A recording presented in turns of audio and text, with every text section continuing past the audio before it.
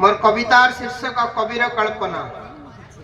विद्रोह बन्हीरे जलुची संसार, विक्षिप्त जाति धर्म संस्कृति एवेर, विद्वेष ईर्षारे बर्बर आघात, आचरण उच्चारण पाणीर गार, भद्रमुखा दानव नीलवर्ण शृगाल जे दंशुची कालसर्प रूपे, स्वाधीन चेतनारे बढ़ुची स्वेच्छाचारिता बंदूक फुटाए अन्य कंधे।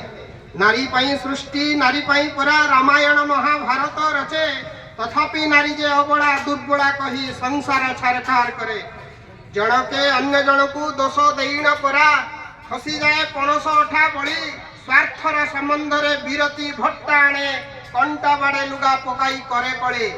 तथापि प्रकृतिर कलरे सुंदर आम देश प्रदेश, आमे पराता कलिका पण करी सुधारिवा, सुस्थ समाज जागरणे कविर कल्पना जगाइबा। कविर कल्पना उद्भासित हेब सुनार भारत गढ़िबा, ऐक्य मन प्राणे शांति मैत्री स्वर रे जागरणर गीत गाइबा। जय जगन्नाथ।